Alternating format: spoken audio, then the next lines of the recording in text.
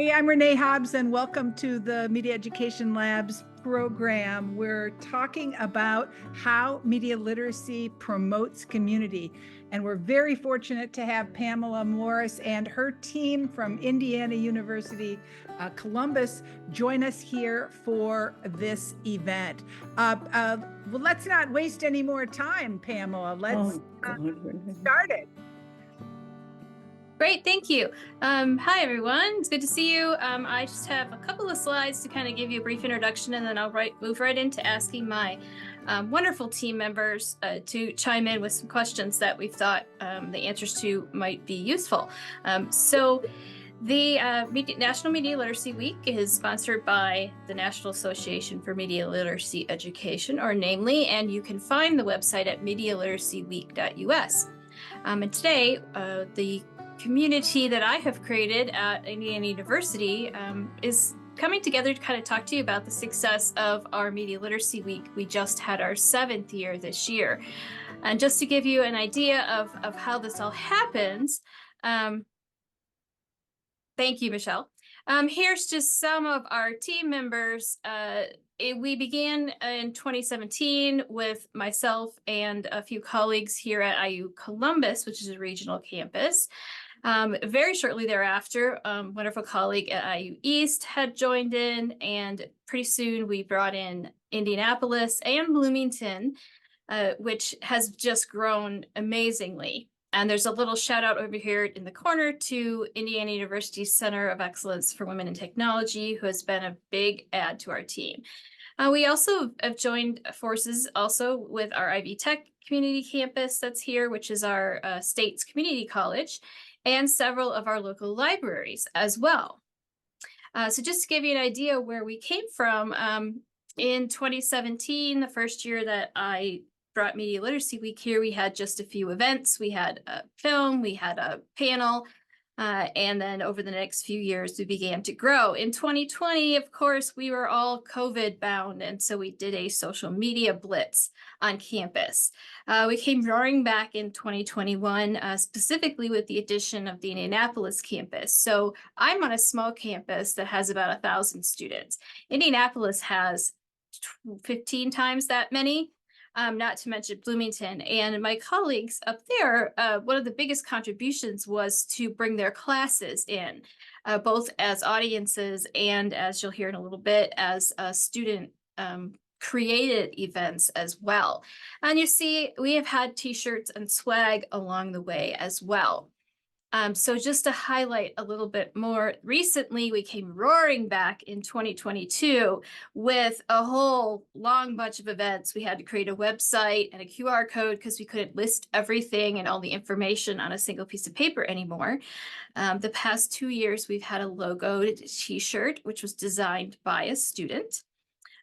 You'll see these are our flyers, but we also have a website dedicated to Media Literacy Week where everyone can click to find Zoom links and all sorts of other information.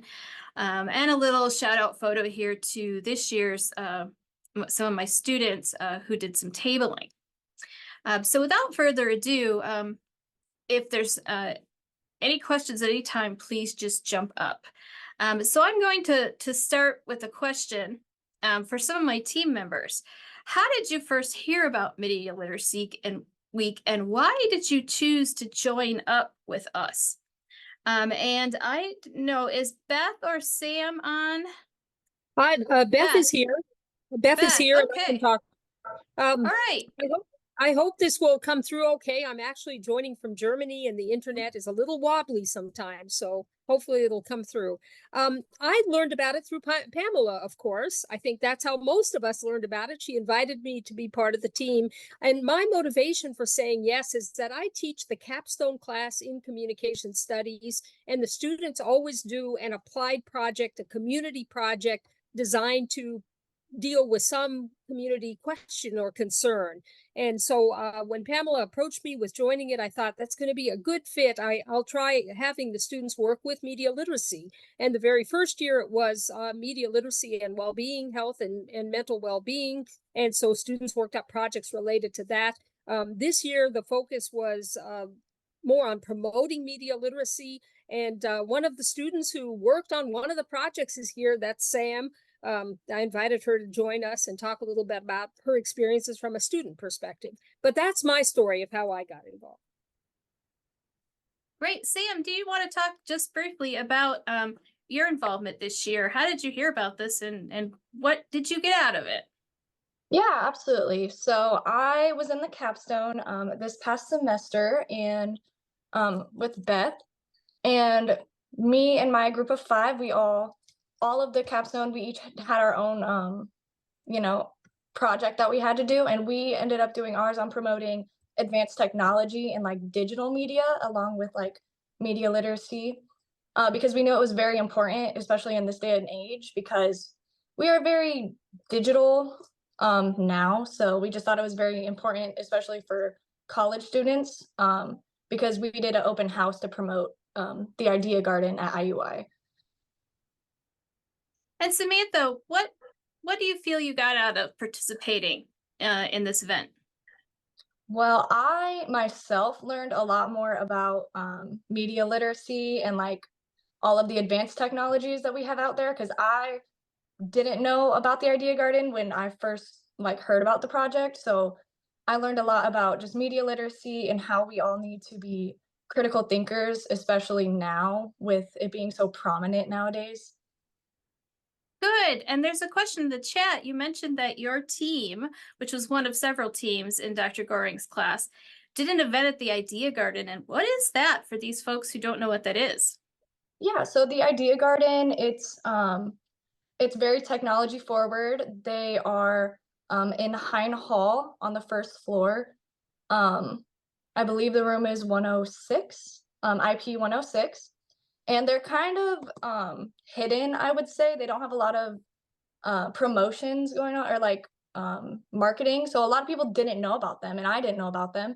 And they have like 3D printers, they have a whole bunch of other like they have a robotics kit, they have a VR machine, like VR things, and it's just like a lot of people who weren't, yeah, a maker space. And a lot of people who weren't in the technology majors, they didn't know about it. So we just wanted to promote it. Plus it's free for all of IUI students. So it's a really good opportunity and resource to have while you're there. Excellent. Thank you, Sam. I'm going to call in a couple of other panel members as I move into another question, which is, and I'll put this into the chat so since Renee did this so nicely, which is, how does being a part of Media Literacy Week benefit either yourself or your organization or your colleagues and I'm going to first call on Michelle, who will introduce herself as a part of the Bloomington campus that has been a real benefit to our efforts.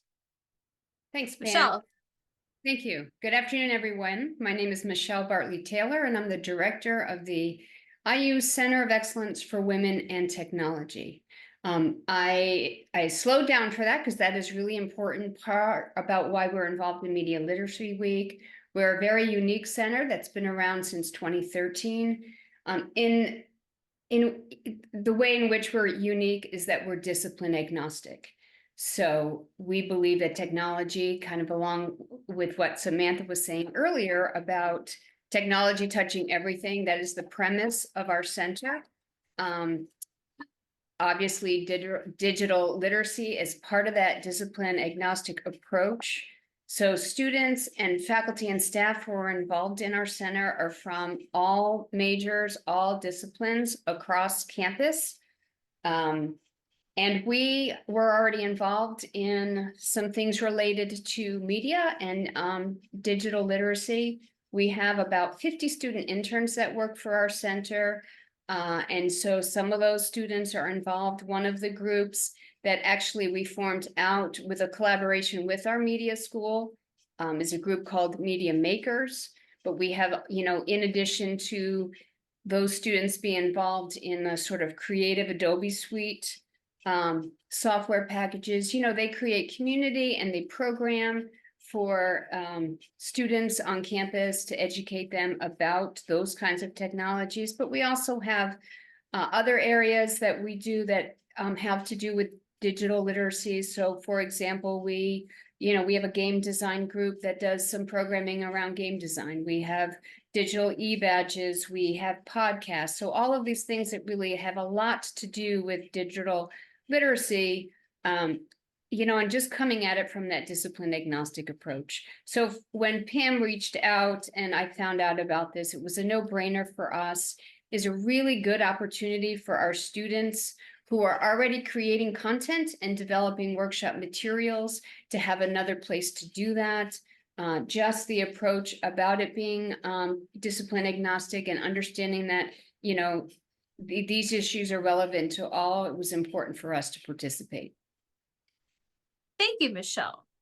I'm going to hand it next to my colleague Trevor Potts from the Indianapolis campus, who has been an amazing colleague in involving many of his classes, as well as serving as a panelist. Trevor, tell me about, how does this benefit you, and why are you on board after so many years together still? Hi, Pam and team. It's been a joy. Thank you. Actually, I would add that again, I became aware of it through Dr. Morris. I'm the communication faculty at IUI and director of civic engagement.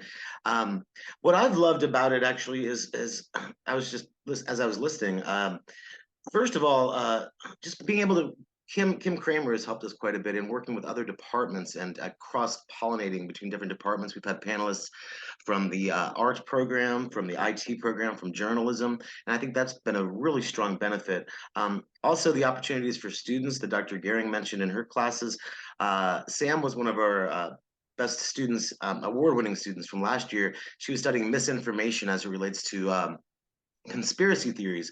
And so it's a really good opportunity to learn from the students. I mean, they are the digital natives and they understand a lot of this far better than we do. And so in addition to us teaching and sharing and putting these panels together, it's been amazing to learn from the students and their own perspectives because they're living in this world right now.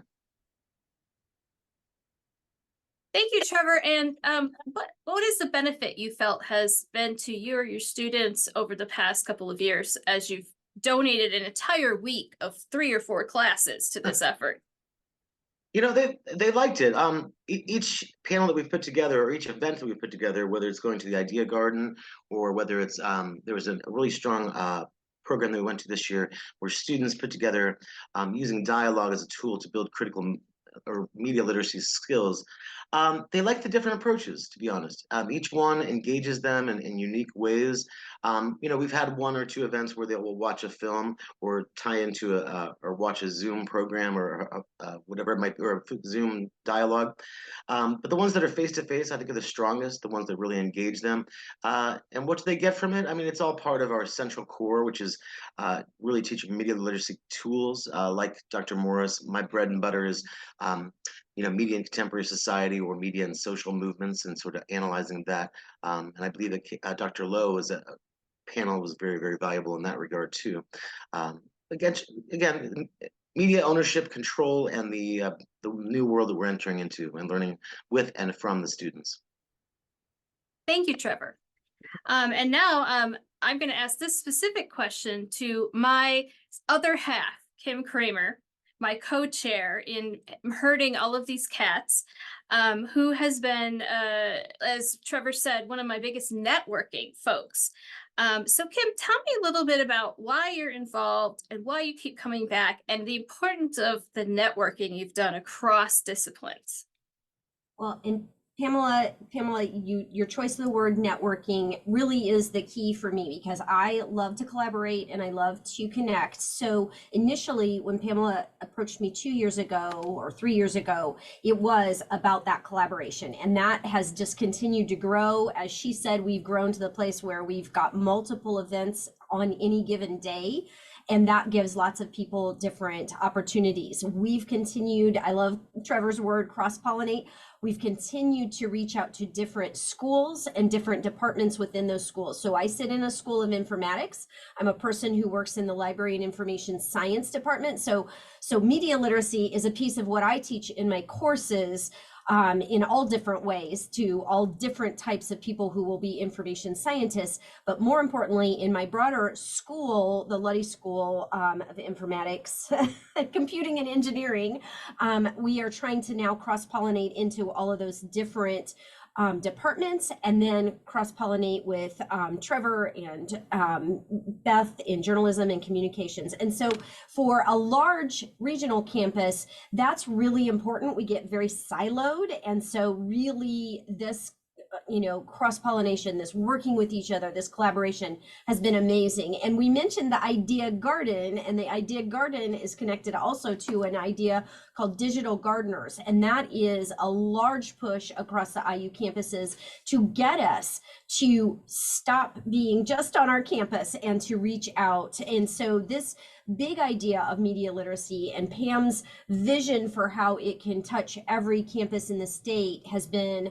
wonderful, because it fits in and connects to so many other initiatives, other groups, and then out to the colleges and the campuses. And I love it. It's got a lot of energy to it, and I just really love that. And I wanted to comment on Beth and Sam's presentations. I was in those sessions. Like Trevor said, I'm kind of the coordinator, so I make sure that the stuff works and the people get there and the space is there. But I got to go to Beth's sessions with her students, and the students did a wonderful job. And I agree that that is so powerful to have young adults and juniors and seniors presenting and doing peer teaching. And it really was very strong content. So I was really happy to see that. And the students that were there, Trevor's students, freshman students mostly, were highly engaged. They had no idea who I was. I was just kind of a person in the audience, but they were highly engaged in participating. So really cool. Thanks, Kim. I have just a couple quick comments to add to that. The Digital Gardener program was one way that I networked and actually met and got to know Kim and others on some other campuses to find out what they were doing in terms of media literacy. So again, attending things on my campus, attending things in my community to find out what others are doing. I wanted to bring in someone. Erica, are you there? Yes, Erica is, I've last few years, I've reached out to librarians, and I've had librarians on my campus, but Erica is one of our librarians in our community. And she and Sandy Allman have been a part of planning and helping with this. Erica, could you mention, why is media literacy important to you, and what kind of benefits do you see from a week like this in our community?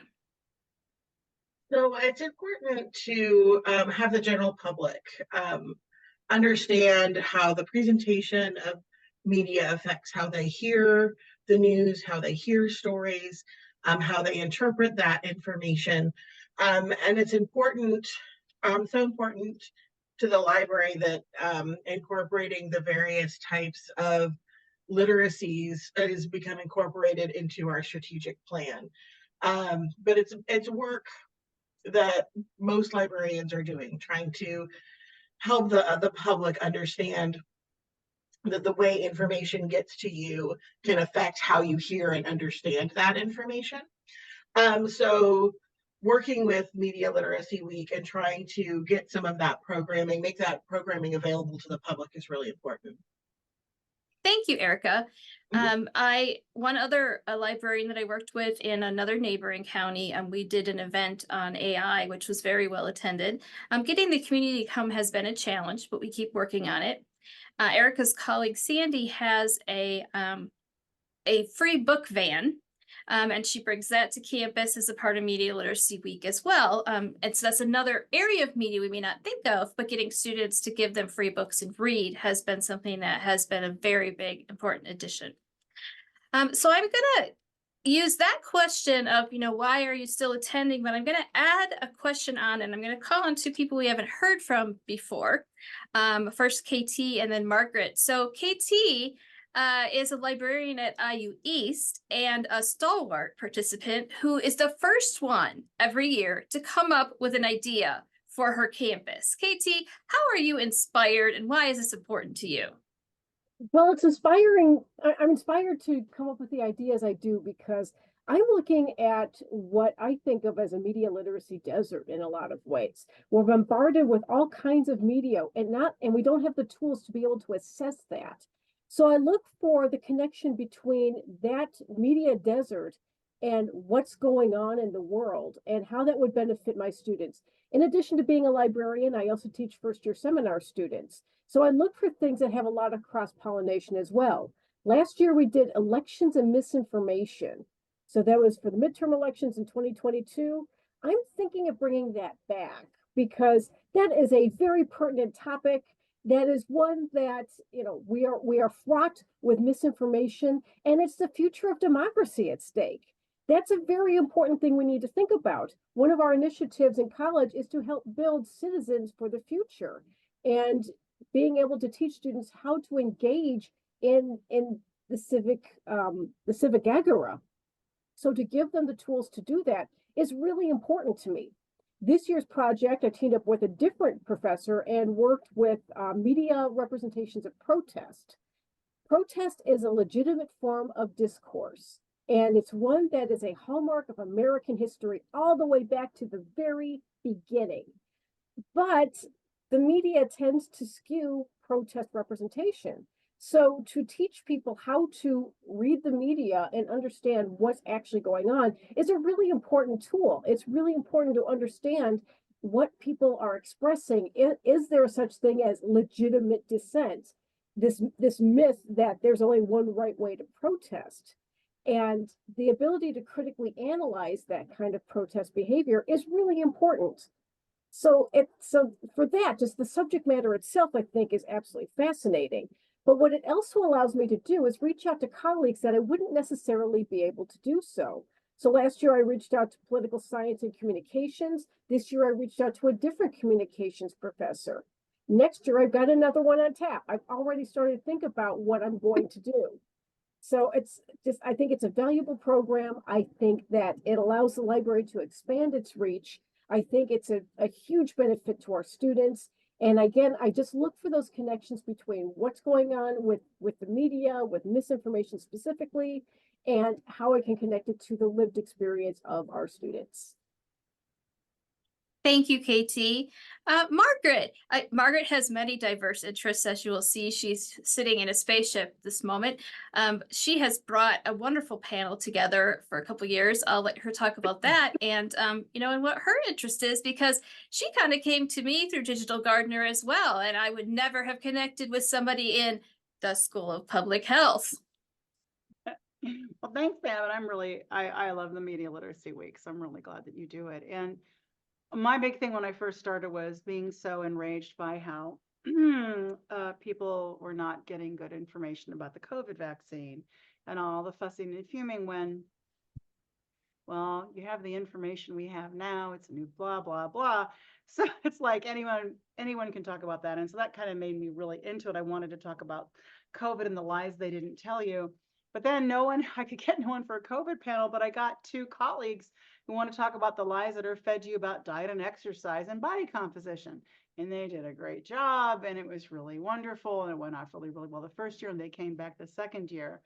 And they're just like, oh, everyone calm and chill out and take a breather, because, they use research, and they're like, just walk and move every day, and there's just so much about it. You don't have to spend hours in the gym, and it was just very good. So students really liked it too. I feel that went well. And of course I had help with CWIT, the Center of Education for Women and Technology. Of course, they had people sit at held like a live gathering of it while the rest of it was on Zoom.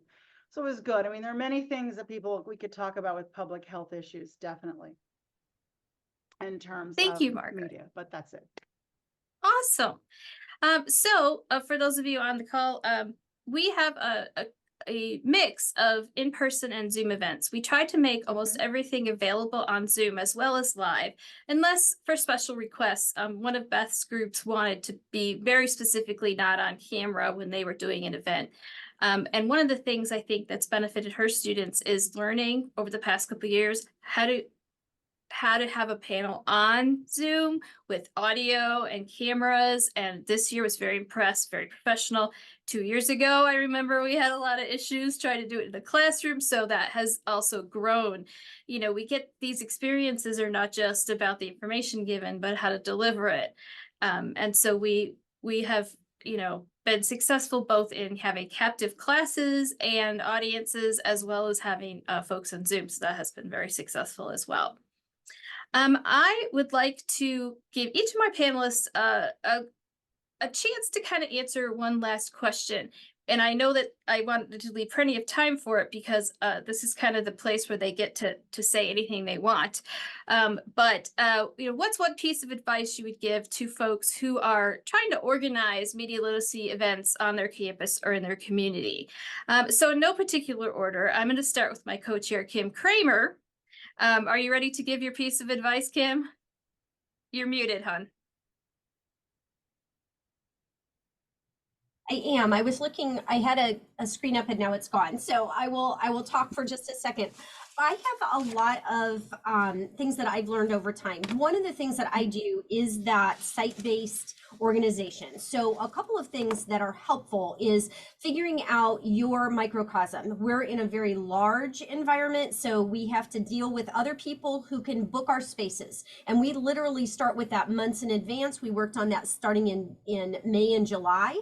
And we still had to have, you know, like holds placed because until we know where classes are going to be, we don't know if we can have some of our larger auditoriums for that. Once I know that, then I go into working with the technical help in that building, and that's very helpful. So this year, I think one of the things that made Beth's sessions better was she actually practiced. They had a practice session. First, we met with the technologist, Mike, and he and I did some things that we've already done. I do them every year, even though I know how to use the equipment in that room. It's helpful to me to make sure nothing's changed. But more importantly, he and Beth's group set up time so that they could come over and practice. And again, then we had to work with the calendar lady to make sure it was all booked. But that would be the biggest thing that I would say is when you start thinking broadly, you also want to start thinking about some of those details that may take months to get on, you know, situated, and that's the technology and the space. The other thing that I wanted to mention, Michelle and Renee have been very key to my personal understanding and my personal education of media literacy. And that Renee doesn't, I don't know if she knows this, but literally my original mentor over 3 decades ago was a huge follower of Renee Hobbs and had become involved with media literacy. And she brought that to our school district. And then when I started being a school librarian, I got involved. Through that, I have gotten very involved in my professional organization, which is AASL, American Association of School Librarians. And they, of course, are connected to Namely, which is where Michelle is. And I saw Michelle recently this fall, she presented with her team at the conference. We have a biennial conference. And one of the things, and Michelle, I apologize because I think that you were in the Project Smart, Look Smart special session. Was that you? Okay. Yes. So one of the things I wanted to share, even though that's kind of in a K-12 world, was I rely on my professional divisions to help me find reliable resources. And this year's big find is Project Look Smart. And I do have it up. I'll put it in the link in just a minute. Project Look Smart is an amazing amount of resources on media literacy. So those are my 2 big tips. Thank you. Thank you, Kim, my right hand, or maybe left, depending on the day. Michelle, is there anything you'd like to add as far as, you know, how to get interest or hold one of these events? Sure. I put 3 quick points down that I think are really important. And then quickly 2 are collaborating across disciplines. Clearly, it touches so many different others, so that's absolutely key. The second is a more logistical thing, having easily shareable marketing assets. So designs are created and you present them to all your collaborators in a way that it can very easily push out, really helps your reach. And then the third piece that's really what's more important to me and why we're involved, and it's the student involvement and student focus. So giving the opportunity for our very bright students to learn material, present materials, develops leadership in them. It is also so well received when other students watch other students teach. And I think sometimes, we do that all the time here at this center. But I'm used to that. We have, I mentioned earlier, we had 50 interns. Sometimes other people get a little hesitant about how well prepared these students are going to be and whether or not that's going to go okay. I say, put trust in it, certainly get information, but let those students learn material, teach material, share it with other students. It does so much for them individually, and it does so much for the audience. And I would leave you with that. Yeah, you absolutely have to involve students in the presentations. Thank you. Thank you, Michelle. And you reminded me to give a shout out to the marketing communication teams on our campuses who have helped, especially at my campus, with the website and with advertising because they've got that professional know-how. Beth, any pieces of advice for us?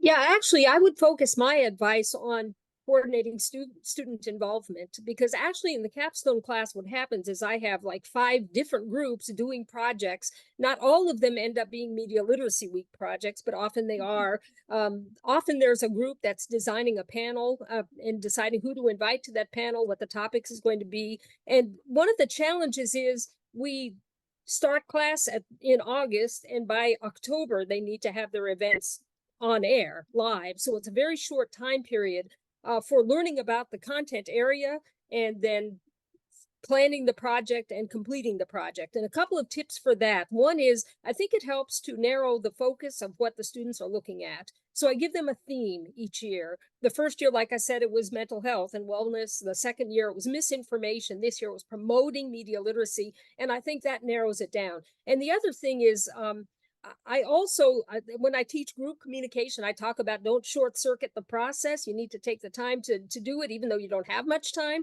And I think I try to embed that into the way we approach it as well, so that students are actually, we spend time doing research. We prepare collaborative documents of scholarship they found on the topic that I've given them.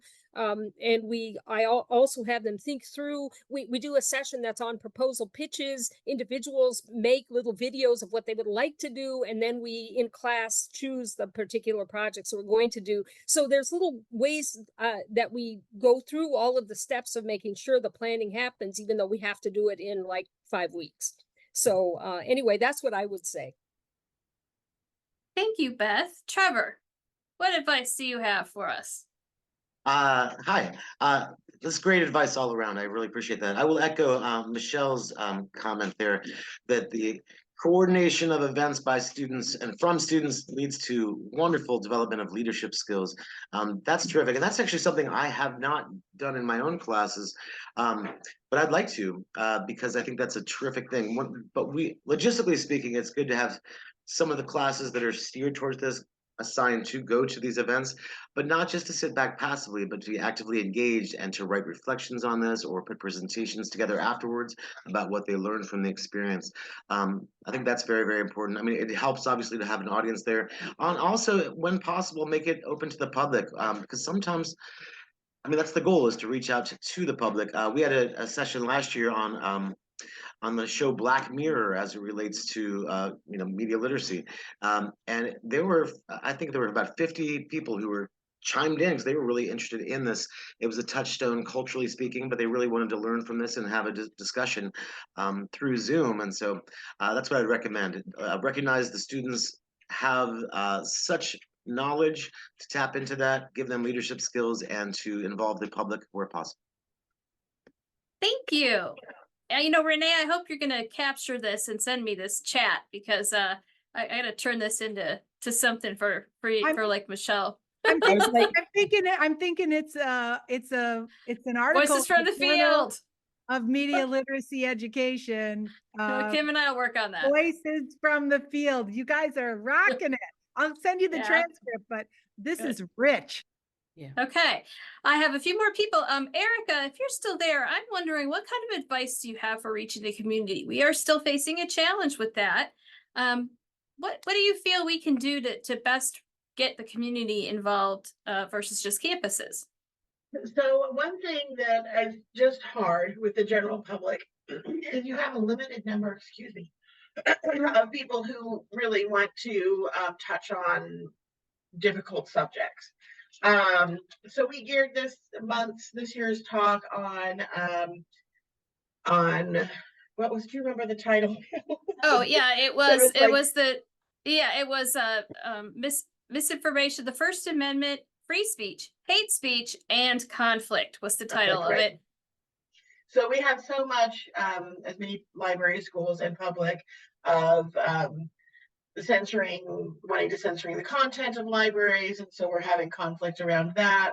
But Pamela got with our Ivy Tech librarian and did a great presentation on kind of some of the things that you can look for in that information. So really useful information, things that the public can do something with, I think is important when you're reaching out to the general public. But also having that website where all of that content was streaming, as Trevor mentioned, that you can have that out there for someone who is interested. So we could advertise that website. It was lovely and succinct, and any member of the public could click on that on our library's website and get to that page and then view some of that content if they're interested in having access to that work as well. Thank you, Erica. KT, anything on your mind you want to add to this, please?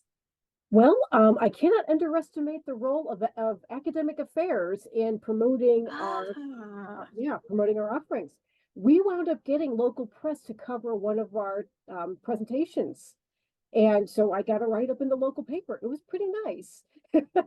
And that also expands our community reach. When we get, local media actually promoting on what we do, and they did it twice. So they actually announced what we were doing before the event and then followed up with an article on November 2nd.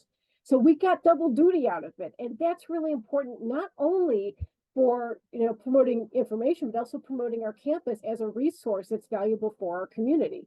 So that wound up being an unexpected boom for us. Mm-hmm. That is wonderful. Yes, we did get in our local paper as well. And again, that's a wonderful way for the community to at least get this Media Literacy Week. And I see it coming up this is this Media Literacy Week coming up again. So that's great. Thank you. Margaret, anything to add from your side? Well, I'll probably see if more students want to get involved. I would say for me personally, make sure you have experts who are talking and know what they're talking about. And then I always like to remind students in my tech class, we talk about, media literacy, the internet. Mein Kampf was a book. So it's like, I'm just like, yeah, we have to look at all media, not just our electronic. And then also one thing to discuss is how do we create media for a better society? I don't teach that, so maybe one day I will. Who knows? There you go. Awesome. And that wraps up really well to a couple things I wanted to talk about. You used the word create, and that's something that our team is going to try to reach out more to, is using, we did do the Idea Garden this year, which is about media creation, but also can we encourage media creation as a part of Media Week, whether it's creating media based on the sessions we have or having something that a workshop that students create. And that is something that we want to reach more to. I also just kind of wanted, for those of you on the call, what other things have we done? We have done film showings in the past, and they have been fairly popular. Panels seem to be something that gets a lot of people involved.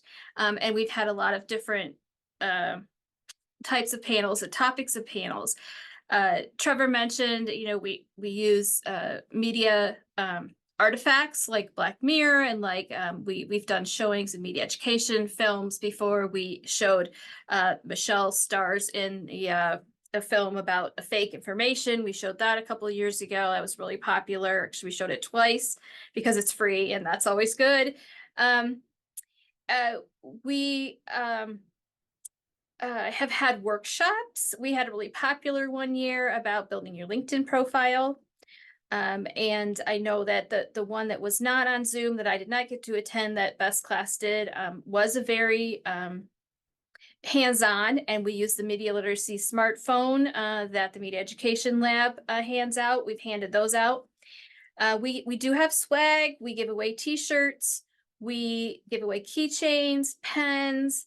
And one thing I will say is that I've always funded this out of my own pocket, and that has been something that is getting out of control. And I really thank like CWIT and also some of the folks in Indianapolis who have paid for some of the t-shirts for students, which helps me, you know, defray the cost. But this is my labor of love. And so it takes a lot of people, a lot of effort, and a little bit of my money to do it. But those handouts are things that will remind people past Media Literacy Week that there is this thing they need to think about. So the key change this year said, think before you click. We had smartphone card pockets, and they have the 5 or 6 elements of what Media Literacy Week is. You know, during the pandemic, we handed out a little bottle of hand sanitizer with namely had a little logo of a face with a phone in front of it, and that we've used that. So that has been something that's popular too. And I guess I emphasize, you know, we start early. And earlier every year, as you said, KT's already got her idea started for next year. And, you know, we have to probably start around March, especially with planning for classes and spaces.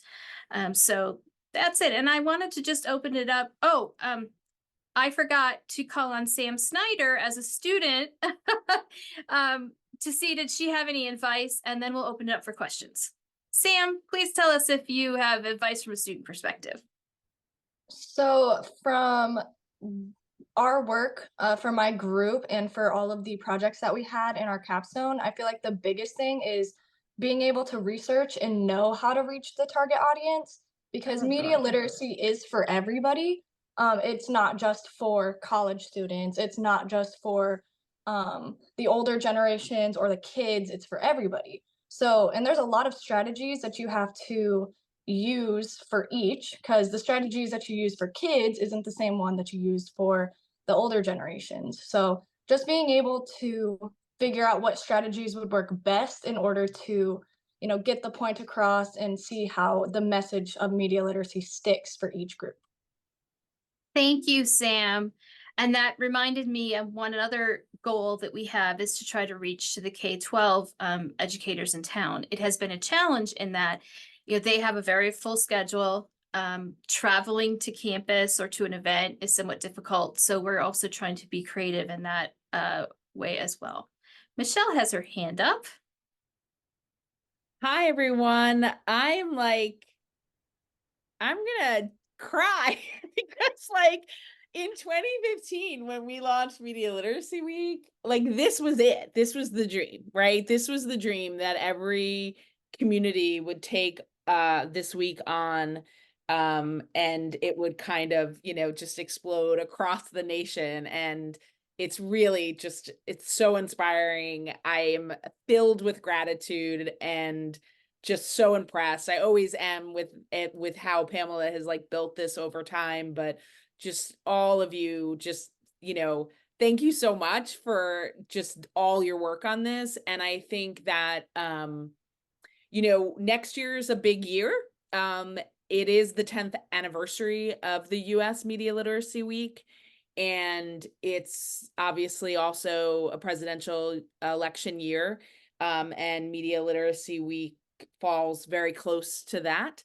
And so my question is, what can we as the national organization do to support you? What can we provide in terms of support and promotion? How can we help your efforts? And how can we continue to share this model out with other communities? I'm going to let any of my folks answer that. And let me just say to all of you, please meet Michelle, who is the executive director of Namely. I've been a big fan over the years. I first met Dr. Hobbs at a Namely conference. So for all of you who are on my team, this is the woman who inspires a lot of this. So it's really wonderful that you're here. But please chime in on how you think that a national organization could better support us. Well, maybe they could link to there's a Mhm. website that you have created, just say, look what this university has done. And even just having that example there for people to see might inspire others to do it. Like, I looked up your class website. Now I want to download everything and share it with my students. So it's like, so just having, I think that might be really good for people to help me talk about replicating this. I mean, we could have like, Pamela, how did you start out? And then how did you build it and who got involved? Because it's not just, it's about the people who decide to invest in it and then do it too, I think. So finding Yeah, out how people got involved. Michelle, you could give a prize for best community engagement at the community level. And then that, and of course, IU would win. Incentive. Right? A community though, a Right, community is the inspired. key. A community engagement That's award. hard. Yeah.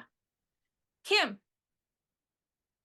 Yeah, I was going to say something about the Project Look Smart materials are so valuable that I think that I currently am logged in. So what I can see, I don't know if you can see, but once you get a free account, there's a page that's the free resources and a section called Media Literacy Handouts. 2 of those, one called Sample Questions for Media Decoding and Sample Categories and Sample Questions to Ask When Creating Media Messages. I think those are super powerful and could have workshops arranged around them, literally K senior citizen through, so I think that might be one thing to just even look at. How can we get communities to look at that set of resources and then integrate those into Media Literacy Week 2024. And Pam mentioned one of our targets that's already on the horizon is our K-12 world, specifically our K-12 students, librarians. And I think that's a natural place to start with that. Kim, I just Good, want and- there's such a good support for the work that's being done with Project Look Sharp. I just want to clarify it's Project Look Sharp because you're so good at talking about them and sharing about them. I just want to make sure that I made that distinction so people know where to find them. What am I calling it? What did You're I say? calling it Project Look Smart, Oh, which okay, they are really smart, but their title is Project Look Sharp. Okay, gotcha. And I did put in the link earlier, you had put the links and then I put the link under, so look sharp. It's awesome. Sure. And that brings me to a little bit larger thing. Yeah, if there are sort of templates, and another thing that I took from was Renee's Courageous Conversations curricula. Slides are there, the activities are there. Implementing one of those in your community for Media Literacy Week. So if we find these resources, people say, oh, I don't have time to come up with content. There's content there that's free that you can use to deliver. And also, Michelle, it'd be nice to connect Media Literacy Week leaders so that we can leverage each other's panels or even include people on our panels from other universities. And I don't know how, I mean, maybe we have a namely like Media Literacy Week leaders meeting in the fall to, help cross-pollinate, because I would love to get somebody from California or Indiana or outside the US to, be on a panel. So. And Pamela, that just made me think too, excuse me, that if we have these things shown on a national level, then we can go, oh, California is doing this really cool one, I'll partake. Or someone in Korea. They do actually that you can register your event, and so you can go see those events. What's been difficult for me is that I have to fill it out 9 times because we have so many events. So it'd be nice, Michelle, if I could just send a link to my events. I think that's something that we could arrange. Yeah, I think so. That's a good note, though, Pamela. That's a challenge for you if you're doing more than one event.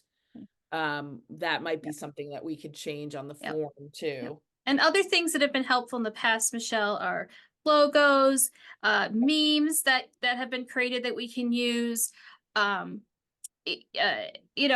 I've used anything that I could find on your site in the past. So that's great. And maybe we have a Media Literacy Week leaders or brainstorming meeting that namely hosts that we could all help each other out. So I know we're closing in on. We have a we're gonna have we just put it up on the website. We have a special 10th anniversary logo. Woo! And we're gonna like start planning like right after the new year because it's such a big year. So I'll connect with you again, Pamela. We do have logos and memes and all those things to support like your social media game, like anything we can do. But yeah, anything we can do. And we're just so appreciative of the work that you all do and the way that you've elevated Media Literacy Week. It's really phenomenal. Really phenomenal. Great. And like I said, this has been recorded. So once it's we'll up, share it out we can too. point.